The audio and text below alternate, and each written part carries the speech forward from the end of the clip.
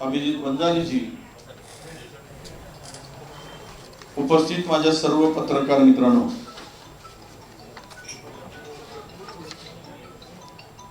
सत्ताधारी पक्षाकडून वैयक्तिक चहा पाण्याचं निमंत्रण काल आम्हाला मिळालं. गेली अनेक वर्षाची परंपरा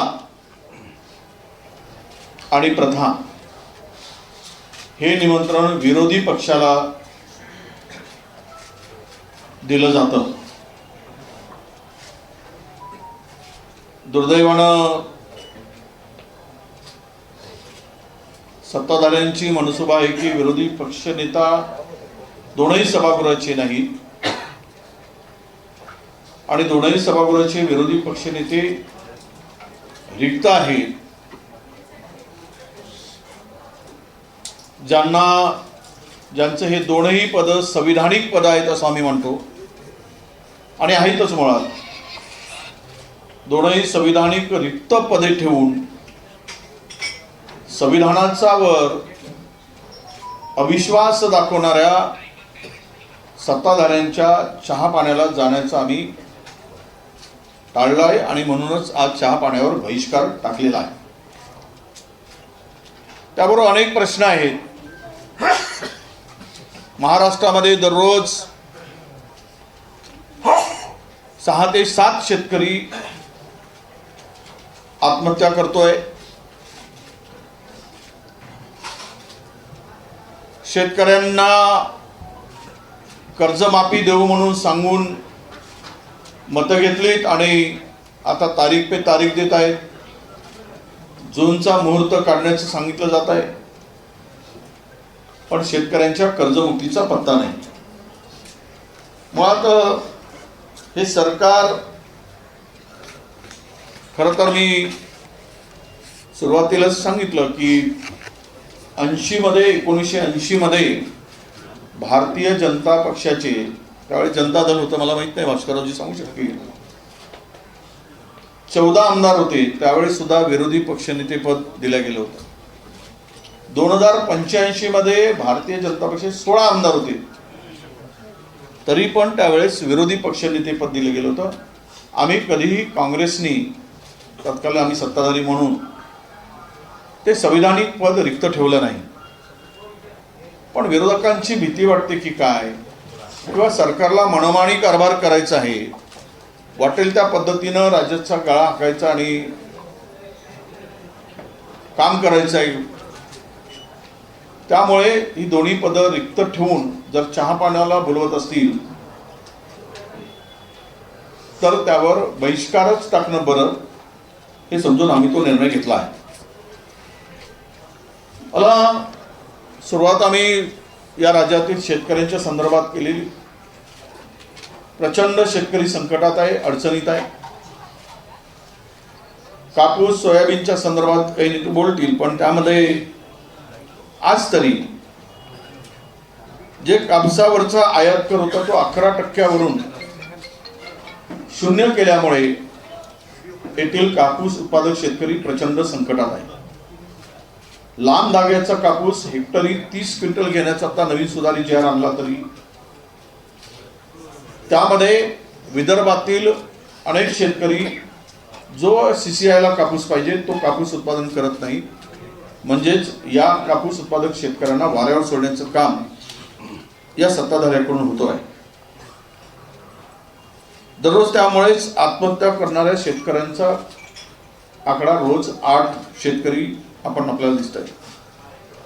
खरं तर देशभरामध्ये 1,12,000 शेतकऱ्यांनी आत्महत्या केल्या 2014 पासून, पण त्यातील 38.5% शेतकरी हे महाराष्ट्रातील आहे. हे सत्ताधाऱ्यांना भूषणावं आहे का, हे या ठिकाणी विशेष करून सांगावं लागेल. राष्ट्रीय गुन्हे नोंद विभागाच्या NCRB आकडेवारीनुसार महाराष्ट्रात 2025च्या पहिल्या 8 महिन्यात 1,183 शेतकऱ्यांनी आत्महत्या केल्या आणि 2024 मध्ये तर हा आकडा दररोज सरासरी 7 प्रमाणे होता. म्हणजे 2,706 शेतकऱ्यांनी आत्महत्या केलेल्या आहेत. यावरूनच विदर्भ आणि मराठवाड्यातला शेतकरी कुठल्या संकटात आहे हे आपल्या सगळ्यांना या ठिकाणी दिसून येईल. कसले नतभ्रष्ट सरकार, तीनही जण भांडत आहेत, पण शेतकऱ्यांच्याकडे मात्र यांचं लक्ष नाही. यांनी जो प्रस्ताव पाठवला गेला ते म्हणतात की 27 नोव्हेंबरला प्रस्ताव पाठवला. केंद्रीय मंत्री कृषी मंत्री म्हणतात की आमच्याकडे अतिवृष्टी संदर्भातला मदतीचा प्रस्तावच आला नाही, तो प्रस्ताव कदाचित गृहमंत्र्याकडे अडकून पडला होता अशी काही चर्चा आहे. आणि अद्यापही राज्याला कुठलीही शेतकऱ्यांच्यासाठी मदत मिळाली नाही. अशा शेतकरी विरोधी सरकारच्या चहा पाण्याला जाण्याचं औचित्य आम्हाला वाटत नाही. मी या पलीकडे पुन्हा सांगेल आपल्याला की राज्यामध्ये शेतकऱ्यांचा अवमान करण्याची चळावळच चालली आहे. अजित पवार आमचे उपमुख्यमंत्री म्हणतात की हे शेतकरी फुकटे आहे, यांना कितीही कर्ज दिला तरी व्याजाचे पैसे 0% व्याजदराने दिल्यानंतरही हे फुकटे कर्ज नाही फेडत नाहीत आणि सारखं फुकट कर्ज कसं मिळेल यासाठी टाव फोडत असतात. हे म्हणणारे राज्याचे एक उपमुख्यमंत्री आहे. शेतकऱ्यांना फुकटं म्हणून हिणवणाऱ्यांना आणि राधाकृष्ण विखे पाटलांनी तर कहरच केला.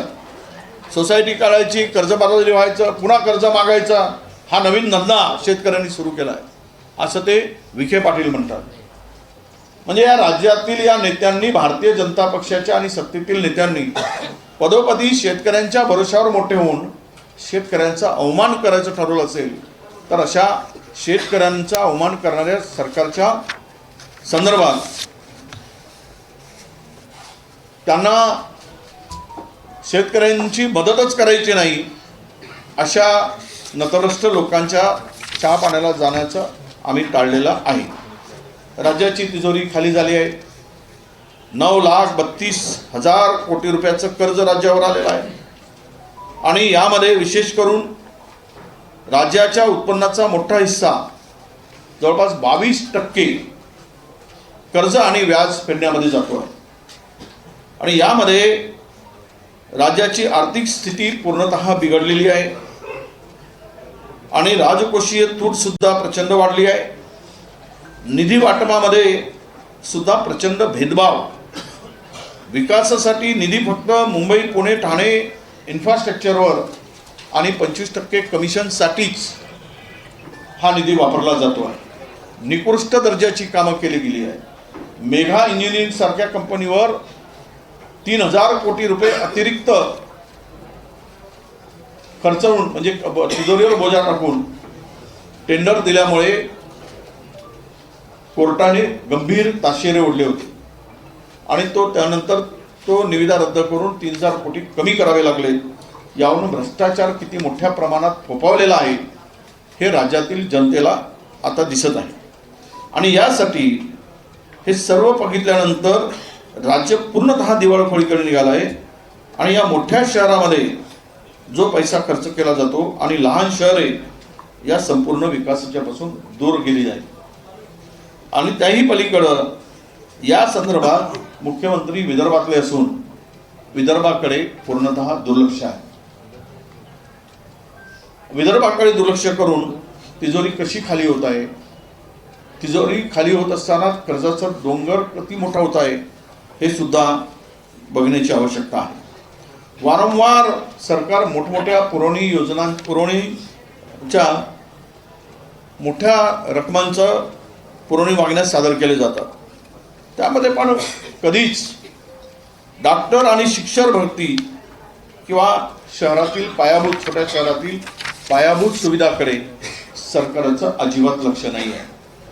एक लाडकी बहीण म्हणून पाठ थोपटणाऱ्या सरकारचं लाडक्या बहिणीच्या रक्षणाकडे, सुरक्षितेकडे पूर्णतः दुर्लक्ष झालेलं आहे. राज्यात 18 वर्षाखालील लाडक्या लेकी, आमच्या छोट्या मोठ्या चिमुकल्या या पूर्णतः असुरक्षित आहेत.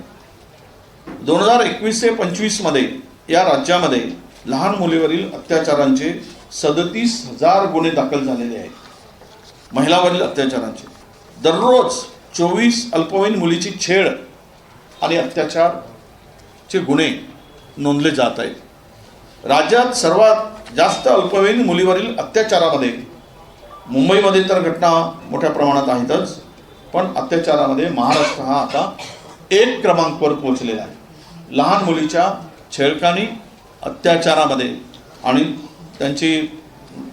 त्यांच्यावर झालेल्या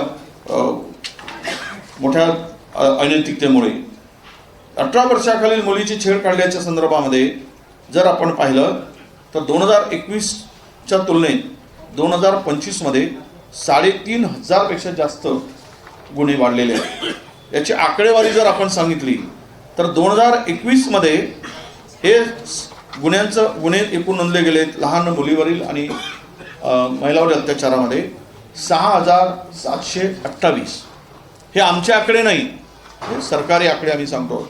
उद्या खंडन करतील मुख्यमंत्री उपमुख्यमंत्री. 2022मध्ये 8,355, 2023मध्ये 9,570 आणि 2024मध्ये 10,112 आणि मार्च 2025 3 महिन्यामध्ये 2,479 गुन्ह्यांची नोंद महाराष्ट्रात झाली आहे. म्हणजेच कायदा सुव्यवस्था आणि महिलांच्या संरक्षणामध्ये, लाडक्या लेकींच्या आणि बहिणींच्या संरक्षणामध्ये हे सरकार किती अपयशी ठरलं आहे हे सुद्धा आपल्याला या ठिकाणी दिसेल. मग त्यामध्ये कायदा सुव्यवस्थेचं वाटोळं करताना संतोष देशमुख, सोमनाथ सूर्यवंशी आणि यामध्ये झालेले असे अनेक प्रकारचे गुन्हे. संतोष देशमुख हत्या प्रकरणातला आरोपी कृष्णा आंधळे हा अजूनही भेटत नाही आहे, तो अजूनही फरार आहे. कोर्टामध्ये हे प्रकरण धीम्या गतीनं सुरू आहे. परभणी येथील आमचा सोमनाथ सूर्यवंशी याची आत्महत्या पोलिसांनी केली असं कोर्टाने म्हटलं आहे. त्यावर सांगितलं पोलीस जबाबदार आहे, पोलिसावर कुठलीही कारवाई होत नाही. आमचे राहुलजी या ठिकाणी भेटून गेलेत, SIT नेमून तपास करण्याचे आदेश सरकारने दिले, पण पोलिसावर गुन्हे दाखल अजूनही होत नाहीत आणि पोलिसांनी त्याचा खून केला हे सिद्ध झालेला आहे. सरकार पोलिसांना पाठीशी का घालत आहे हा खरा प्रश्न या ठिकाणी उपस्थित होतो आहे. म्हणजे एकूणच कायदा सुव्यवस्था बघितली तर गुन्ह्यांचं राज्य राज्यावर आता प्रस्थापित होताना दिसतो आहे. जिथे तिथे ही गुंड मंडळी राजाश्रयामुळे प्रचंड भर दिवसा असेल रात्री असेल काळजी न करता लोकांचे खून करत आहेत. पुणे हे आता महाराष्ट्रातील गुन्ह्यांचं कॅपिटल हब होताना आम्हाला दिसते आहे. एवढ्या मोठ्या प्रमाणात तिकडे गुन्हे होत आहेत कारण तेथील अधिकाऱ्यावर सरकारचा पूर्णतः आशीर्वाद आहे.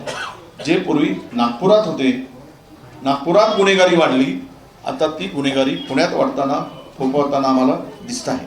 यातूनच अलीकडे झालेली घटना अनेक आहेत. त्यामध्ये आम्ही आता आम्ही मुख्यमंत्र्यांना जे पत्र पाठवतो त्यामध्ये त्याचा उल्लेख केलेला आहे. वाघ आणि बिबट्यांच्या मध्ये प्रचंड माणसांचा मृत्यू होत आहे, शेतकऱ्यांचा मृत्यू होत आहे. मागच्या अधिवेशनापासून आतापर्यंत एकट्या विदर्भामध्ये 75 माणसांचा मृत्यू झाला. 75. त्यांची फोटो, ते शेतकरी कोणत्या ठिकाणी झालं, शेतात किती माणसांचा मृत्यू झाला शेतकऱ्यांचा, याची सर्व माहिती आमच्याकडे आहे. आणि यामध्ये महाराष्ट्रामध्ये 2020 ते 24च्या कालावधीमध्ये आम्ही जर पाहिलं 25च्या तर 218 मृत्यूची नोंद यामध्ये आहे. आणि विदर्भामध्ये प्रामुख्याने चंद्रपूर, नागपूर आणि विरोधकांनी सरकारच्या चहापानावर बहिष्कार घातलेला आहे. विविध मुद्द्यांवरून विजय वडेट्टीवार यांनी सरकारवर निशाणा साधला. या पत्रकार परिषदेकडे आपलं लक्ष असेलच. वेळ झाली एका छोट्याशा ब्रेकची. त्यांचा भ्रष्टाचार लपवला जातोय. काय होतंय सभागृहामध्ये इथे कितीतरी तुम्ही सिनियर पत्रकार आहात, आम्ही देखील बरेच वर्ष तिथे आहोत. एखादी घटना घडली तर त्यावेळेला राज्याचे प्रमुख किंवा गृहमंत्री त्याच्यावर कधीही आपलं उत्तर देत नसत, आपलं मत नोंदवत नसत. आज प्रत्येक घटनेमध्ये राज्याचे मुख्यमंत्री आणि गृहमंत्री म्हणून कुणीही काय चूक केली की त्याला क्लीन चिट देऊन टाकतात. काय झालं त्या डॉक्टरचं फलटणच्या, त्या डॉक्टर गेल्या, त्यांच्या पक्षाच्या माजी खासदारांचं नाव आल्याबरोबर ह्यांनी सांगून टाकलं की ती क्लीन चिट आहे, त्यांचं काही चूक नाही. अक्षय शिंदेच्या आम्ही त्या ठिकाणी पाठराखण करत नाही, पण ज्या वेळेला ती शाळा त्यांच्या जवळच्या मातृसंस्थेची आली त्याबरोबर तुम्ही त्याला गोळी घातली. परवांच्या दिवशी आम्ही त्याचं समर्थन करत नाही रोहित आर्याला, तो काहीतरी फक्त स्टेनगन आणायला गेला, का त्याला जायबंदी केलं नाही, का त्याला पाठीमागून गोळी घातली नाही. त्याला ताब्यात का घेतला नाही? तो वळल्यानंतर त्याच्या छातीत गोळ्या घातल्याने त्याला मारून टाकला का? तर सरकार त्याचं देणेकरी होतं आणि म्हणून सरकारचं पाप समोर येऊ नये म्हणून तुम्ही जर पुरावे जर नष्ट करायला लागलात, कायदा जर तुम्ही हातामध्ये घ्यायला लागलात, तक्रारदार पण तुम्हीच, चौकशीदार पण तुम्हीच आणि शिक्षा देणारे न्यायालय पण तुम्हीच. ही लोकशाही आहे. ही लोकशाही. विरोधी पक्षाच्या लोकांना तुम्ही सकाळ संध्याकाळ प्रत्येक गोष्टीत अडकवतायच, खोटे नाटे आरोप तुम्ही करतायच. आपल्या लोकांच्यावर काहीही तुम्ही गुन्हे दाखल करायला तयार नाही आणि विरोधी पक्षाचा माणूस बोलला की त्याच्या वेगवेगळ्या चौकशा लावून त्याला नामोहरण करायचं काम चाललेलंच आहे. सकाळ संध्याकाळ तुम्ही विरोधी पक्षाचे पदाधिकारी लोकप्रतिनिधी विकत घ्यायचं काम चाललेलंच आहे. ही लोकशाही नाही. ही लोकशाही नाही.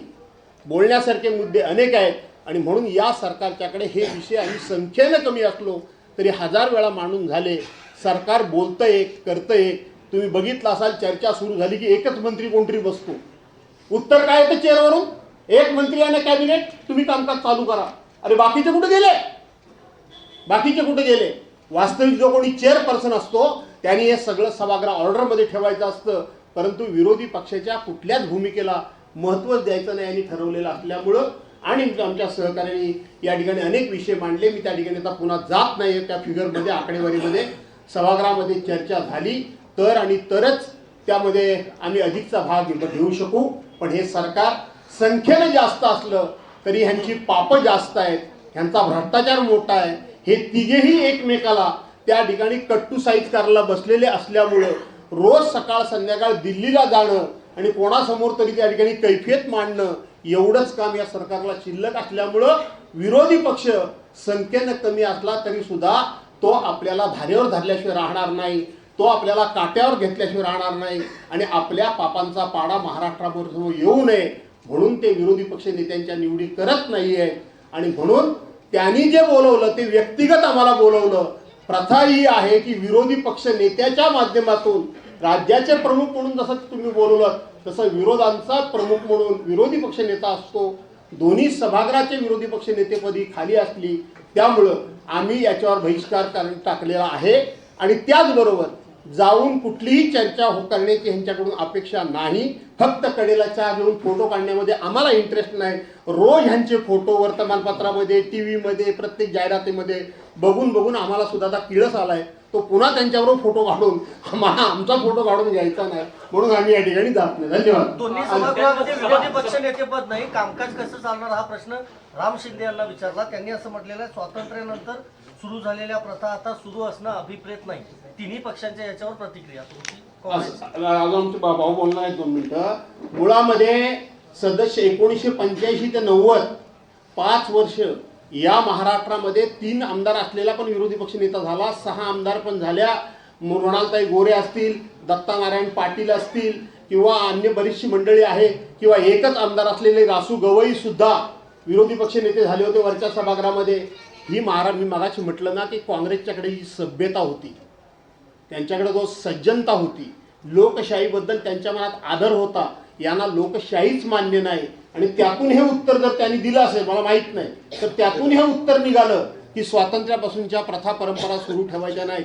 कारण यांना संविधानी नको आहे, डॉक्टर बाबासाहेब आंबेडकरांची घटना पण नको आहे, यांना मनुस्मृती पाहिजे. मनुस्मृती, ते मनुस्मृतीच्या विचारातून ही डोक्यातून असली उत्तरं निघतात एवढंच मी सांगेन. भास्कर शेठ, सरकार तुमचं ऐकत नाही विरोधी पक्ष नेता त्याच्यावरच तिन्ही विरोधी त्याच्यावरच तिन्ही पक्षांचं पाहिजे नाही. आता या संदर्भात राम शिंदेजी सभापती महोदयांचं जे काही उत्तर आहे, स्वातंत्र्यानंतरच्या प्रथा परंपरा पुढे चालवणं अभिप्रेत नाही, हे खरं म्हणजे लोकशाहीला घातक असं उत्तर आहे.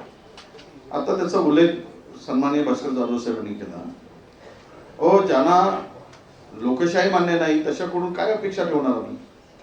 विरोधी पक्ष नेता पदाच्या संदर्भात प्रश्न विचारल्यानंतर जर असं उत्तर येत असेल तर या देशामध्ये किंवा राज्यामध्ये हुकुमशाही प्रवृत्तीनं आता डोकं काढलाय.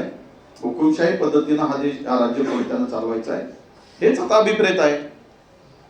म्हणजे स्वातंत्र्यानंतरच्या प्रथा परंपराच घेऊन या राज्याने शिखर गाठलेला आहे, देशाने शिखर गाठलेला आहे. आणि हा देश कायद्यावर चालतो, नियमावर चालतो, संविधानावर चालतो आणि त्या संविधानालाच परंपरा म्हणून आपण जपून पुढे जातो. पण दुर्दैव म्हणावं लागेल की अशा पद्धतीचं जर वक्तव्य आलं असेल तर महाराष्ट्रासाठी ही दुर्दैवाची बाब आहे, एवढं मी म्हणेन. देशमुख साहेब, देतो देशमुख साहेबांना. राम शिंदेना फक्त एवढीच आठवण करून द्या की राम शिंदेचं सभापतीपद निवड होण्यापूर्वी 2.5 वर्ष विधान परिषदेला सभापतीच नव्हता. मग जेव्हा त्यांची निवड व्हायची वेळ आली तेव्हा त्यांनी सांगायला हवं होतं की मला निवडू नका, आहे तसंच चालू ठेवा.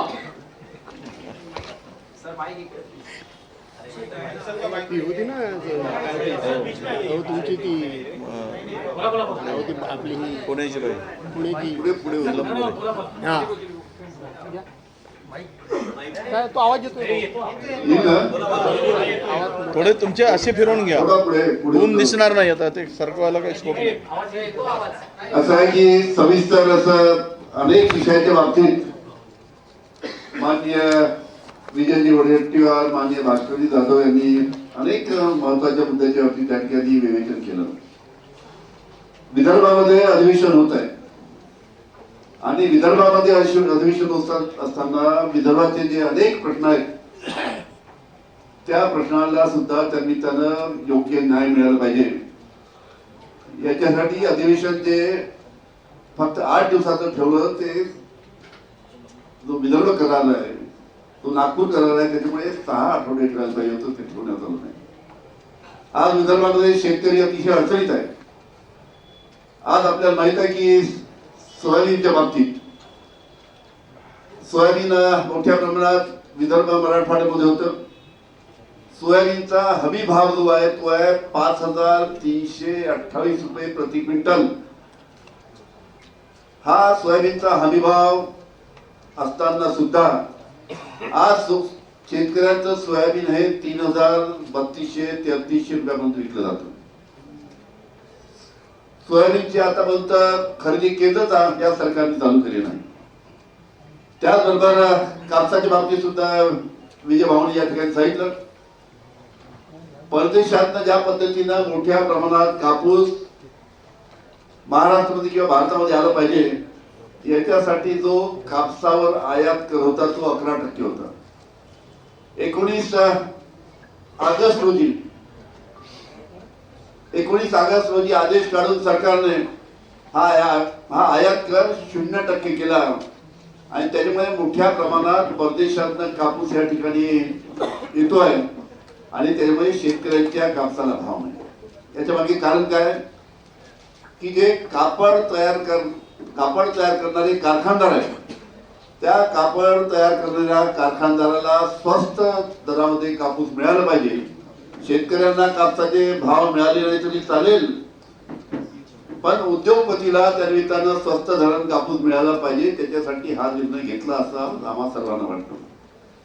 आणि म्हणून हा कापसाच्या अतिशय अडचणीत आलेले शेतकरी संत्रा उत्पादक आणि मोसंबी या ठिकाणी विदर्भामध्ये मोठ्या प्रमाणात होते.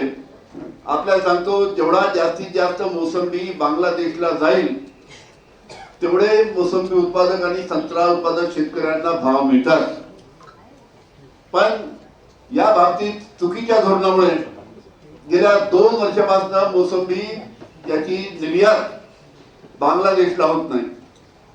कालच मी पाहिलंय की कांद्याच्या बाबतीत काही निर्णय घेण्यात आले. 15,000 क्विंटल कांदा आता बांगलादेशला जाणार, त्याच्यामुळे कांद्याच्या बाबतीत त्यांनी योग्य निर्णय घेतला. मागणी आमची विदर्भाची अशी आहे की या ठिकाणी कांद्याच्या बाबतीत ज्या पद्धतीने निर्णय घेतला 2 वर्षापासून निर्यात संत्रा मोसंबीची बंद आहे आणि त्याच पद्धतीनं संत्रा बांगलादेशला आणि मोसंबी बांगलादेशला घेतली पाहिजे. यासाठी सुद्धा 2 वर्षापासून राज्य शासन निर्णय घेत नाही, त्या बाबतीत सुद्धा योग्य निर्णय घेण्याची आवश्यकता आहे. विविध प्रश्न त्या निमित्तानं कर्जमाफीपासून अनेक प्रश्न या शेतकऱ्यांचे आहेत. त्यामुळे मोठ्या प्रमाणात विदर्भ आणि मराठवाडा आणि महाराष्ट्रामध्ये शेतकऱ्यांच्या आत्महत्या होत आहेत. त्याची आकडेवारी आमच्या विजय भाऊ दिली आणि या सर्व बाबतीत या राज्य शासनाने योग्य पाऊल उचलले नाही आणि अनेक विषय प्रलंबित आहेत. त्याच्यामुळे जे आमचे महाविकास आघाडीच्या माध्यमातून जे घटक पक्ष आहेत त्यांनी ठरवलं आहे की सत्ताधारी पक्षाच्या चहा पाण्याला जायचं नाही. भास्कर शेठ, तुमचं सरकार ऐकत नाही, तुम्हाला विरोधी पक्षनेता पद बहाल करत, पण जे उपमुख्यमंत्री पद आहे दोन्ही संविधानिक नाही सांगतात, तर त्याच्यासाठी तुम्ही कोर्टामध्ये का नाही दाद मारत? असं आहे की कोर्टामध्ये कोर्टामध्ये दाद मागणं, कोर्टामध्ये न्यायनिवाडा किती लवकर होतो, तो उद्धव बाळासाहेब ठाकरे यांचं सरकार हे 22 जून 2022ला पडलं. वास्तविक शेड्यूल 10A प्रमाणे त्याचा निकाल 60 दिवसात लागायला हवा होता. आता 60 महिने व्हायला आले. याच्यातूनच कोर्टात जाणं कितपत संयुक्तिक आहे की नाही याचा विचार तुम्ही करा. 12 आमदार हे राज्यपाल नियुक्त असतात. सरकारने दिलेली यादी राज्यपालांना बदलण्याचा अधिकार नाही. परंतु ते भगतसिंग कोश्यारी जे राज्यपाल होते त्यांनी जितके दिवस होते तेवढे ढुंगणाखाली घालून ठेवली. त्याचा निर्णय झाला नाही. त्यानंतर मध्ये कोल्हापूरचे सुनील मोदी या संदर्भामध्ये कोर्टामध्ये गेले. त्याला किती वर्ष झाली. त्यामुळं कोर्टामध्ये खूप लवकर निर्णय लागेल हा आम्हाला विश्वास असल्यामुळे आम्ही कोर्टात जात नाही. साहेब विदर्भाच्या बाबतीत तुम्ही एक विधान केलेलं होतं, त्या संदर्भात आता शिवसेना ठाकरेंकडे देखील तुमच्या विधानाशी सहमत असणार आहे का तुम्ही घेतलेल्या काँग्रेसच्या? त्यांना विचारा ना मला. कुठला विषय? नाही त्याबाबतीत तुमचं काय मत? नाही, मी काल वेगळ्या विदर्भाच्या संदर्भात असं म्हणालो होतो की विदर्भामध्ये सामाजिक समानतेच्या दृष्टीनं वेगळ्या विदर्भाची जी मागणी अनेक वर्षापासूनची होती ती मागणी भविष्यात आम्हाला पुढे नेण्यासाठी आम्ही हायकमांडशी चर्चा करू, एवढाच माझा विषय होता. आणि त्या हायकमांडशी आम्ही चर्चा करू. खरं तर आणि मागणी करणार जे आहे ते सत्तेत बसले. आणा भाका घेऊन वगैरे आम्ही ते सगळं तुम्हाला माहित आहे की एफिडेव्हिट झाला, मतदान घेतला आणि मजा मारत आहे, तिजोरी लुटून खात आहे. त्यांना विदर्भाचा विसर पडलाय. उर्वरित विदर्भाचे मुख्यमंत्री असूनही उर्वरित महाराष्ट्राच्या दबावापुढे विदर्भाला पुरेसा निधी मिळत नाही आणि बॅकलॉग संपत नाही. त्यामुळे वेगळ्या विदर्भाची मागणी पुढे येत आहे. ती मागणी घेऊन आम्ही हायकमांडशी चर्चा करू. हा एवढाच आमचा विषय होता, त्याच्या पलीकडे आमचा विषय नव्हता. असं आहे की आता ह्या काय नव्यानं भूमिका कोणाच्या समोर आलेल्या नाही. विजयरावांनी काँग्रेसची भूमिका सांगितली. आमची शिवसेनेची भूमिका अखंड महाराष्ट्राला हे जग जाहीर आहे. यांच्या पक्षाची भूमी पण मला माहिती आहे. जनतेचं मत ते आमचं मत असं त्यांची भूमिका आहे. त्यामुळं त्याच्यावर नव्यानं काय नाही. प्रश्न हा आम्हाला विचारण्यापेक्षा ज्यांनी सांगितलं होतं की धनगर समाजाला एका पहिल्या कॅबिनेटला आम्ही तुम्हाला एसटी मध्ये घालू, त्यांना विचारा. एसटी वाले त्या वर्ण मंत्रालयातून उड्या का खाली टाकतायत तो प्रश्न त्यांना विचारा. मराठा ओबीसी वाद कोणी लावला त्यांना विचारा. वेगळा विदर्भ आम्ही करून देणारच म्हणून ज्यांनी सांगितलं ते सत्तेमध्ये आहेत त्यांना विचारा. त्यामुळे हे सगळे प्रश्न त्यांच्याशी संबंधित आहेत. वेगळा विदर्भ जे सध्याचे महाराष्ट्राचे मुख्यमंत्री आहेत त्यांनी वेगळ्या विदर्भाच्या बाबतीत काय बोललं आपल्या सर्वांकडून आहे की वेगळा विदर्भ झाला पाहिजे आणि जोपर्यंत वेगळा विदर्भ होत नाही तो तुम्ही लग्न करणार नाही. ते बिचारे अविवाहित आहेत, अजून लग्नच करत नाहीत. ते बोलले होते ना ते मी लग्नच करणार नाही. त्यामुळं बिचारे अविवाहित आहेत. प्रश्न उपस्थित केलेले आहे, वाढती गुन्हेगारी आहे. दुसरीकडे तुम्ही प्रश्न सुद्धा अनेक उपस्थित केले. या सगळ्यामध्ये आठवड्याभराचं अधिवेशन आहे. त्यामुळे सरकार हे अधिवेशन ढकलते का पुढे, हलक्यात घेतले? सर असं आहे की सरकारच्याकडे आमचा आग्रह होता असा होता की 3 आठवडे अधिवेशन चाललं पाहिजे. पण नाही तर तुम्ही 8 ते 19 2 आठवडे सुरू ठेवले. ते 2 आठवडे तरी सुरू ठेवा. पूर्णवेळ विदर्भावर आपण बोलू, चर्चा करू. त्याच्यावरही सरकार काही सहमत नाही. सरकारनं खरं तर फक्त सोमवार ते शुक्रवारच त्या ठिकाणी अधिवेशन ठेवायचं ठरवलं होतं. आणि त्यातल्या त्यात एक नियम झालेला होता की एखादा सन्मान्य सदस्य वारला तरी त्या दिवसाचं म्हणजे दुर्दैवी निधन झालं तर त्याला श्रद्धांजली अर्पण करायची आणि कामकाज सुरू करायचं. परंतु यांनी आता काय उद्या करतायत माहीत नाही, अजून ऑर्डर ऑफ डे आलेला नाही. परंतु परवा चर्चा करताना सांगितलं की श्रद्धांजली व्हायचं आणि कामकाज बंद करायचं. म्हणजे जेमतेम 4 यांना फक्त यांच्या पुरवणी मागण्या मान्य करायच्या आहेत. पुरवणी मागण्या मान्य झाल्या की हातामध्ये पैसा आला. मग तो कुठल्या मार्गाने यायचा, कसा यायचा, त्यामुळे यांना जनतेशी काही देणं घेणं नाही. यांना फक्त आणि फक्त सरकारी तिजोरी लुटण्यावरच जास्त इंटरेस्ट आहे. प्रकरण सध्या गाजतंय, याच्या बाबतीत कुठचाही गुन्हा हा अद्याप दाखल झालेला नाहीये आणि याच्यात गुंतवणूकदार आहे ते राज्यातील IAS IPS अधिकारी आहेत. त्या अनुषंगानं हा प्रश्न तुम्ही या अधिवेशनात घेणार आहात का? कारण का असं आहे की अनेक प्रश्न आम्ही घेणारच आहोत. फक्त सरकार ते चालवण्यामध्ये ते प्रश्न ऐकण्यामध्ये किती इंटरेस्टेड आहे त्याच्यावर सगळं अवलंबून राहील. माझा एक प्रश्न आहे, नगरपालिका नगर परिषदेमध्ये जो प्रचार झाला तर त्याच्यामध्ये विरोधकांची जी स्पेस होती ती सत्ताधाऱ्यांनी घेतली. तर आता येणाऱ्या पुढच्या अधिवेशन काळामध्ये निवडणुकामध्ये काय अशी स्थिती असणार आहे? असं आहे की अशा पद्धतीनं निवडणुकीमध्ये माझ्या आयुष्यामध्ये गोंधळ झालेला मी पहिल्यांदा बघितला. एक तर पूर्ण 35 दिवसाचा कार्यकाल निवडणुकीला दिला गेला नाही. दुसरी गोष्ट 17 तारखेला फॉर्म भरायची मुदत होती, शेवटची मुदत होती. 18 तारखेला स्क्रुटिनी झाली. 21 तारखेला फॉर्म मागे घेण्याची तारीख होती. ज्या दिवशी फॉर्म मागे घेण्याची तारीख असते त्या दिवशी चिन्ह मिळतं, परंतु निवडणूक आयोगानं 26 तारखेला चिन्ह देतो म्हणून सांगितलं आणि त्यांनी आदेश काय काढले की 30 तारखेपर्यंत प्रचार करा. 26 तारखेला चिन्ह मिळाल्यानंतर जे रेकग्नाइज पार्टी आहेत त्यांना चिन्ह माहिती आहे, परंतु अपक्षांना चिन्ह कसं माहिती असणार?